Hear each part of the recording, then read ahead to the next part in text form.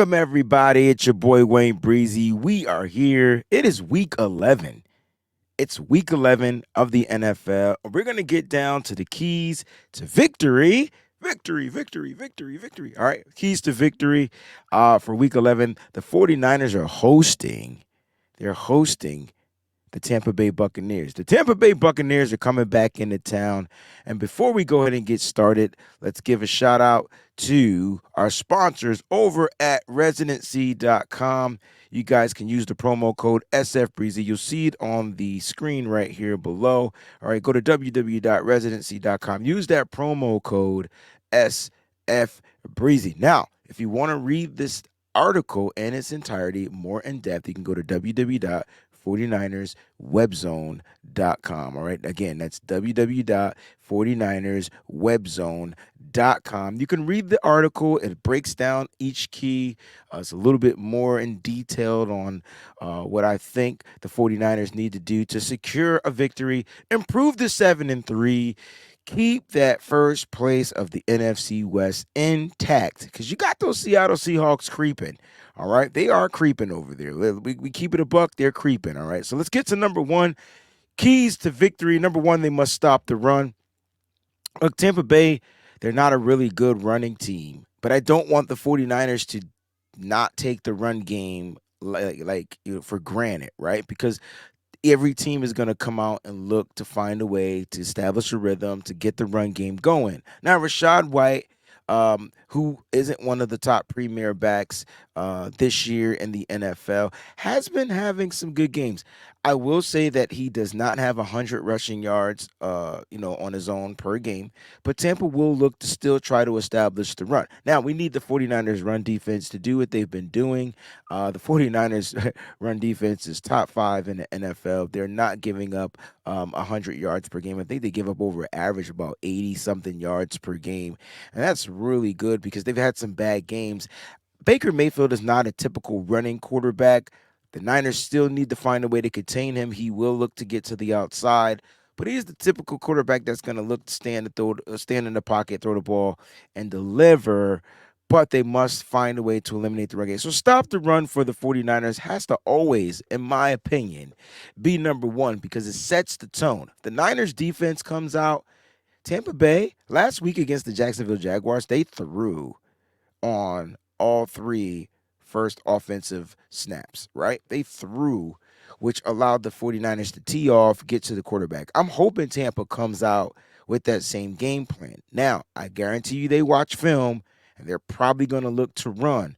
The Niners do not want to get caught in some type of a pass defense, especially if Tampa comes out in a 3 wide receiver set with a running back out there and a tight end. They still can run out of 11 personnel. So the Niners do not fall asleep. Do not be tricked.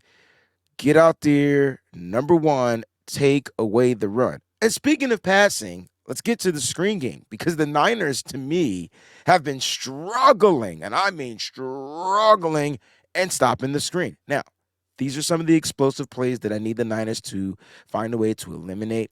I don't like screen plays. The Niners don't seem to defend it well, and I think I figured out the reason by watching film. It's like they get Dre Greenlaw downfield.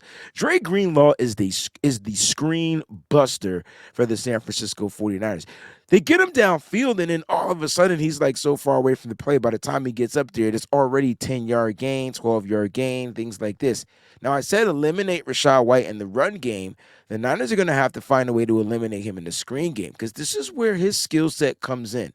He's not Christian McCaffrey. He's not Travis Etienne. He's Rashad White. And he does have over 200 yards, almost 300 yards in receiving. All right. Now, the most impressive stat from Rashad White is 13 first downs. That lets me know that they're throwing the ball to him.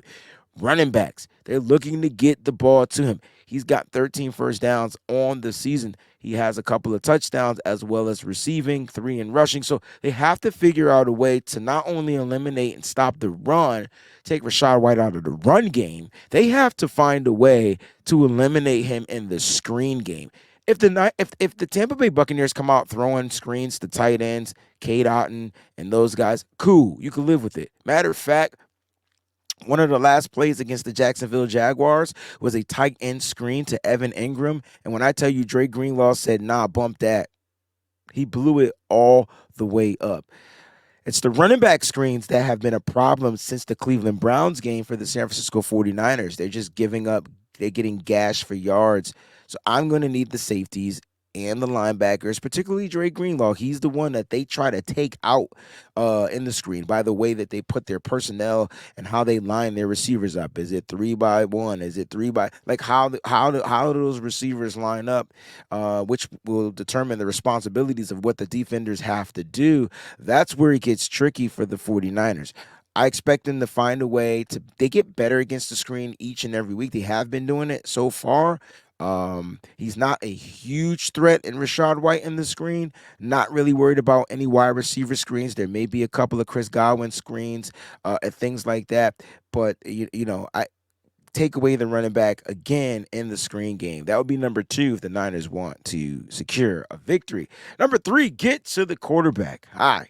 Here's where it's going to get a little bit more, I would say, tough for the 49ers. Now, their defensive pass rush is elite. It is back. It is fired up. It's rejuvenated. It's re-energized. It's you name it, right? They came off 5 sacks against the Jacksonville Jaguars, who has a pretty decent offensive line. Here's what I'm getting. Like, the Tampa Bay Buccaneers actually rank 5th in allowed pressures this season. Their offensive line is really good. Over 300 snaps for Baker Mayfield and their offense. They are looking to throw the ball. That's what that's telling me. They snap back. They're looking to throw the ball. Here's the thing. They protect their quarterback pretty decent. Like, they really do take care of Baker Mayfield. So the Niners are going to have to figure out how to rush 4, okay, and drop guys back into coverage. Now, there may be times like you saw last week with the 5-man front when they're looking to really sell out, take away that run game, right?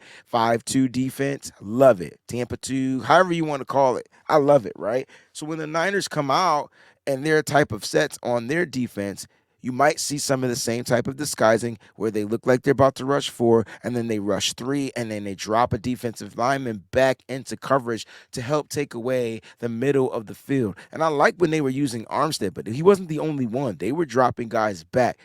Expect the Niners to come out with that same type of game plan, force Baker Mayfield to get the ball out of his hands rather quickly. And now you got a big lineman, a big 6'7", 6'8" guy that can get their hands up, that can get some of these balls batted down and things like that. But they got to find a way to get to Baker Mayfield. Now, Baker Mayfield has only been sacked the most in one game 3 times. Niners put up 5 sacks last week. Is there a possibility that he could be sacked more than 4 times in this game or more than 3 times in this game? We'll see. I believe so, because when you got the Niners pass rush as ferocious and furious as it has been, especially since last week with the addition of Chase Young, it looks like they're figuring out ways not to just generate pressures. The Niners never had problems generating pressures. They had problems finishing the pressure, which is not just sacks, it's quarterback hits, it's all that type of stuff. Yeah, that affects the quarterback, but getting the quarterback down on the ground for yards for loss is key. The Niners got to find a way to get to Baker Mayfield, take him out of his rhythm, because this is who Baker Mayfield is going to be looking to get the ball to. And that's where we get to number 4. Number 4, they have to contain my man Mike, a.k.a. Mr. Evans. They have to find a way to contain Mike Evans. Now, some cool fun facts you'll find in the article. Look, Mike Evans doesn't really tend to have his best games against the San Francisco 49ers. Okay, he's only played the 49ers 4 times. This will be his 5th time, which is, that's how the schedule plays itself. But I would say he has about 280 plus yards for the 49ers, only 2 touchdowns and 20 receptions. The Niners seem to have a game plan for him each and every time. If they're going to get beat, you have to beat them in the run game and with your secondary wide receiver and like a Chris Godwin. That's how you're going to have to find a way to move the ball. Now, the Niners secondary had a surge last week. I mean, you want to talk about eliminating explosives downfield? Yes. The explosives came underneath. There were 2 plays to Christian Kirk where he caught the ball underneath, missed tackles, Niners missed assignments, and he ends up getting big yards. I think one was for 26, one was for 39. That's the Chris Godwin factor. The Niners only gave up 3 points in that game. So it's letting me know, listen, we can play bend, don't break. Don't allow the deep passes downfield. That's where Mike Evans comes. You want to talk about 50-50 balls? This is a guy where Baker Mayfield's just going to throw the ball in the air. Travarius Mooney-Ward is going to have his hands full. Now, will the Tampa Bay Buccaneers look to move Mike Evans, put him in the slot, do different things? Possibly. If they go down and they're trying to find a way to create a spark, they got to go to their best weapon. Over 700 yards, 6 touchdowns, averaging 17.1 yards per reception. Mike Evans is the man for the Tampa Bay Buccaneers. And since he's the man, since his statistics say that he's the man, since on film says he's the man, he is the number one option you must find a way to contain. Do not let him get more than 4 receptions plus 40 yards in this game. The Niners will be finding their way to another victory. Last year, it was four receptions on 9 targets, 44 yards. Tom Brady was the quarterback at that time. And by that game, the Niners really took the Tampa Bay Buccaneers out the game. I'm expecting the Niners to do exactly the same thing. Different Tampa Bay Buccaneers, different look, same offensive line, different quarterback, same weapons, new running back. I feel like the Niners know exactly what they need to do, a.k.a. they have the blueprint to contain Mike. And number 5, I don't talk about it often. Let's say I don't specify it often. I always say that we need to find a way to establish the run, but let me be specific. The Niners need to run the ball to the outside. It should be an outside zone game. Hey, stay away from Vita Vea. Stay away from him. He's in the middle. He's plugging those gaps. He's plugging those holes, and that's going to allow those linebackers to come downward and feast. I'd rather those linebackers have to get to the outside. I'd rather big 347-pound Vita Vea get into the outside. I think, yes, you're going to see some power runs up the middle, no doubt. It's Kyle Shanahan. That's the type of offense that he wants to run. Chris Forster trusts his offensive linemen and the run game. But, like George Kittle said, in one of his pressers, let's get back to outside zone run. And this doesn't necessarily mean it has to be with Christian McCaffrey, right? But I feel like Christian McCaffrey creates that deception when it comes to the outside zone run because they're so used to seeing him pounded up through the middle and then cutting to the outside, getting explosive runs and things like that. I would like to see the outside zone run. I don't care if George Kittle doesn't have one catch in this game. If he's getting pancakes like the IHOP or International House of Pancakes, I'm good. Let George Kittle get back to George Kittle, create that outside zone run. This will allow the 49ers to now switch it up. When you bring in a change of pace back like Elijah Mitchell, maybe we see some Jordan Mason in this game. I'm not sure. Kyle Shanahan already spoke and told us why he likes to go with Mitchell. It's because of his past and what he's been able to do successfully with the San Francisco 49ers. Basically, the Niners are giving him his opportunities. Will he be able to take advantage of those opportunities with some of the inside zone runs that the Niners are going to look to do?